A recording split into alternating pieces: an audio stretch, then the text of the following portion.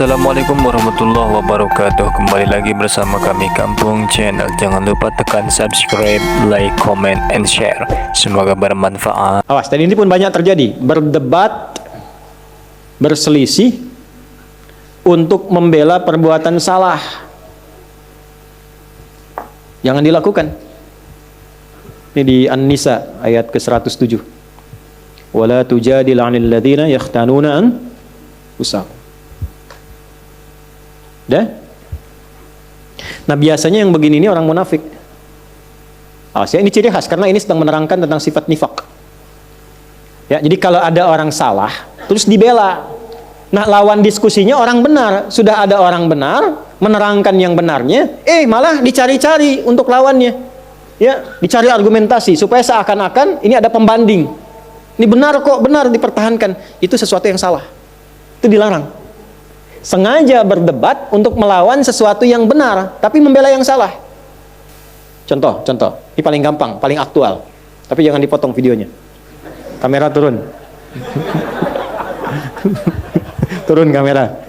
Ya, biar satu saja, biar lengkap. Nih, orang sudah tahu setiap muslim, kalau sholat berjamaah itu, khususnya di masjid misalnya, imamnya laki-laki. Saf makmum yang laki-laki depan.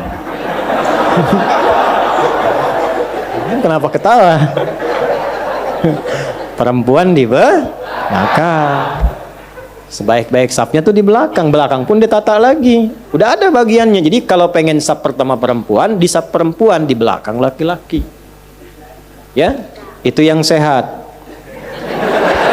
Nah, dan itu yang benar. Karena yang ngajarkan Nabi. Kan nggak mungkin melampaui Nabi. Nabi kan yang nyuruh. Bukan cuma disampaikan, sampai dipraktekkan, diukur oleh Nabi. Digaris begini, diatur. Abu Bakar sini, Utsman sini, Umar sini. Baris semua. Sampai masing-masing punya hobi. Ada yang pojok kanan. Ada zaman Nabi itu. Ada pojok kanan. Saf depan ada. Dan itu ditunggu oleh Nabi. Karena Nabi tahu. Alhamdulillah. Nabi tahu. Itu ketahuannya saat meninggal. Karena Nabi komen, nungguin. Mana si fulan yang biasanya pojok kanan ini? Dilihat nggak ada, ditunggu itu. Karena sudah waktu mau habis, maka dilakukan sholat, lalu dicari ke rumahnya. Ini kisah nyata. Jadi kalau kita sambil belajar sirah enak dapatnya. Begitu dicari, jauh juga rumahnya nih. Itu sahabat yang komen, kan Nabi biasa aja. Sahabat. Ya, Nabi biasa aja, Nabi kan masya Allah, itu kan biasa. Kadang-kadang begitu, gurunya biasa, muridnya yang komen kan. Nyampe ke rumah ketemu istrinya. Ya Rasulullah, ditunjukkan kan, istrinya datang keluar, ya Rasulullah, si fulan meninggal, singkatnya demikian. Sehingga nggak bisa berangkat untuk berjamaah. Masya Allah. Sampai husnul khatimahnya. Nabi cuma nanya gini, ada nggak kejadian yang aneh atau unik sebelum dia meninggal? Tuh, namanya Nabi kan? Nggak ada ya Rasulullah, cuma dia berkata begini, ya Allah, kenapa nggak lebih jauh lagi, katanya. Apalagi, ya Allah, kenapa bukan yang baru? Sahabat bingung. Nabi menerangkan, baiklah, tahukah engkau ketika dia mengatakan, ya Allah, kenapa nggak lebih jauh lagi? Karena saat itu ditampakkan dalam sakaratul mautnya pahala dia yang berangkat ke masjid itu. Tampakkan. Makanya tenang. Nah, dampak dari situ dapat apa sampai surganya ditampakkan? Ditampakkan. Itulah panggilan yang membuat seseorang tenang saat sakaratul maut. Tenang, enak. Gitu. Ada yang sedang sholawat meninggal. Kemarin kayak Rifki itu. Ada yang di Saudi sedang ceramah begini, menyebut la ilaha illallah, meninggal. Ada yang sedang sholat. Tapi tenang, enak mereka itu. Kenapa? Karena ditampakkan kebaikannya. Dan sesuai kebiasaannya.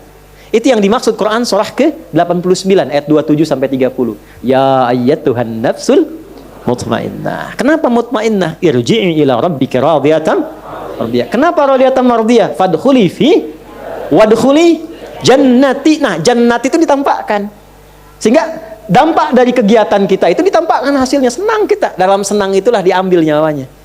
Sehingga itu yang dimaksudkan lembut, tak terasa, enak pulang.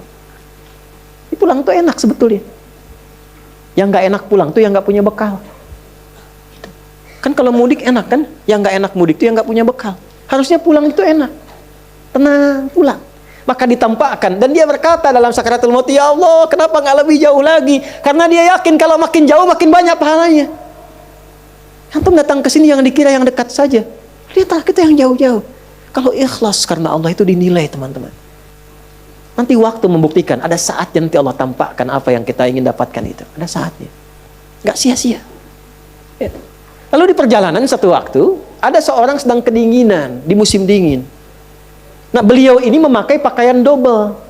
Yang baru yang di dalam, yang luar itu yang lama. Dibuka yang lama, yang luarnya dipakaikan ke situ. Maka ditampakkan bagian pahala kebaikannya. Maka keluar di lisannya, ya Allah, kenapa yang nggak baru saja ya? Menyesali dirinya, padahal menyesal dalam kebaikan. Kenapa yang nggak yang baru saja? Keluar itu. Maka itu tanda dari husnul khatimah. Ya. Tapi bab kita bukan di situ. Bab kita adalah Nabi tetap, walaupun sedramatis apapun, sesedih apapun, safnya tetap yang depan laki-laki. Laki-laki semua. Nah, perempuan di belakang. Sayyidah Aisyah ketika mulai ke masjid itu ngambil yang paling belakang itu. Ya, sehingga beliau pun melihat, kami itu kalau udah selesai segera pulang lagi. Ya, untuk menjaga kehusyuan, menjaga kebaikan supaya tidak ikhtilat, bercampur, dan pasti akan berpengaruh. Makanya di awal-awal waktu saat baru-baru masuk Islam, saat ada perintah sholat, itu perempuan dilarang ya mendekat kepada laki-laki yang sedang sholat, apalagi lewat depan. Bisa dianggap batal. Kenapa? Karena sedang melatih syahwat di awal-awal masuk Islam. Ya, saking dipisahkannya supaya baik. Dan jangan dikira kalau ke belakang itu menunjukkan status perempuan rendah. Tidak, jangan ngarang sendiri. Tidak, bukan itu maksudnya. Ayo rekam tuh. Jangan dipotong ya. Bukan. Justru ketika mematuhi Allah, tinggi statusnya. Jadi yang dilihat itu bukan safnya, kepatuhannya terhadap Allah dan Rasulnya. Begitu patuh, status naik. Nah, patuh itu feedbacknya apa untuk kebaikannya? Supaya ini khusyuk, sana khusyuk, nilainya sama. Justru kalau ibu maju ke sini maksa, nilainya jadi salah. Yang tadi benar. Jadi begitu maju safnya, ya, bahkan bersandingan, nih laki-laki, ini perempuan, laki-laki, perempuan. Imam laki-laki, kadang perempuan, laki-laki, perempuan. So, kan? Ganti-ganti, jadi nggak jelas. Akhirnya apa yang terjadi? Satu, menyalahi aturan. Yang kedua, menyalahi hikmah. Kalau sudah menyalahi aturan dan hikmah, pasti kontroversi. Kalau sudah kontroversi, pasti ada perdebatan. Kalau sudah ada perdebatan, tinggal dilihat masuk babnya mana. Nah, biasanya kalau sudah salah, Allah kirim orang baik untuk meluruskan dengan cara yang baik. Ini berdasarkan ketentuan Nabi. Sepanjang kita Muslim, maka ini aturan bagi orang Islam. Safnya begini, ininya begini.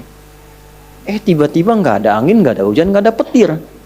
Datang lagi sosok lain, membela misalnya. Ini demi kesetaraan. Ada bab lain. Bab dari mana, Johan?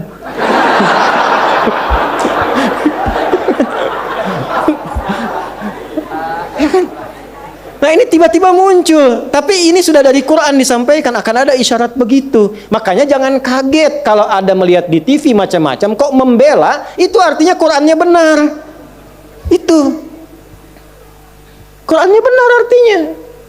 Akan ada terjadi demikian. Nah, kita yang sadar, yang sehat jangan ikut-ikutan. Apakah mencela? Tidak juga. Kalau ada yang demikian, minimal kita doakan. Kalau punya kemampuan diluruskan sesuai dengan kewenangan yang Allah tetapkan. Ulama luruskan dengan ilmu. Ya, yang berwenang pemerintah tertibkan dengan aturan. Sehingga semua kompak menjaga kedamaian. Tapi tidak ada bab celaan, tidak ada bab hinaan. Itulah indahnya Islam. Ngajinya tuntaskan. Turun An-Nisa ayat 140. Itu kan akumulasinya. Ya, waqad nazzala 'alaikum fil kitabi an idza sami'tum ayatillahi yukfaru biha wa yustahza'u biha fala taq'udu ma'hum hatta yakhudu fi haditsin ghairi innakum idzan mithluhum innallaha jami'ul munafiqina wal kafirina fi jahannam jami'a. Paham? Tidak. Nah, telah tetap ketentuan dalam Al-Qur'an. Kalau ada orang nyeleneh, itu kata Allah, nyeleneh. Ayat Quran diingkari, petunjuk Nabi diseling-selingi. Ya? Bahkan sengaja, kadang-kadang menjadi olok-olok, merasa benar mengolok-olok. Kalau terjadi yang demikian, jangan lakukan hal yang sama, kata Allah. Hindari, pertama jauhi. Jadi kalau ada tempat yang kurang sesuai, kontroversi, dilihat ternyata menyimpang, ya sudah, jangan diikuti, jangan daftar, jangan masuk, jauhi dulu. Setelah itu apa? Ya, bahasa Qurannya indah supaya kamu nggak terpengaruh. Dan kalaupun ada perdebatan yang seperti tadi, tinggalkan, jangan disimak. Dengar yang baik-baiknya. Yang kontranya itu nggak usah disimak, buang-buang waktu. Akhirnya apa? Bikin sebal, malah keluarlah kata-kata yang kotor. Keluar itu. Apa kata Qur'annya? Innakum idzam mithluhum. Kalau Anda juga mencela, ya sama aja Anda dengan mereka. Sama-sama tercela. Dan Islam tidak mengajarkan itu. Kita itu risalahnya kebaikan. Sekalipun mau lurus, dengan meluruskan dengan cara yang baik, bukan dengan celaan. Seburuk-buruknya orang, kalau masih hidup tuh punya peluang untuk jadi baik. Allah memberi peluang, kenapa Anda yang bukan Tuhan menghambatnya? Maka minimal kita doakan. Minta kebaikan. Siapa tahu kan orang tumbuh itu dari lahir, dari tumbuh sudah mendapati informasi itu, ya kan? Yang bisa merubah itu doa kita, mohon kepada Allah. Allah yang berwenang untuk merubahnya. Jelas? Nah, adapun orang ini yang sengaja untuk berdebat, sengaja mempertahankan, kalau dia tidak tobat, maka dikelompokkan oleh Al-Quran ke dalam golongan munafik. Jadi orang munafik itu ciri khasnya senang-senang mendebat yang benar-benar, membawa sesuatu yang penting kontroversi saja. Tidak. Kalau dia mengaku Muslim, maka yang seperti itu pun kita hindari. Jelas sampai sini? Jadi nggak usah repot-repot direspon. Respon lagi, sehingga banyak status jadi nggak berkembang. Ujungnya apa? Cuman perdebatan, nggak ada isinya. Paham?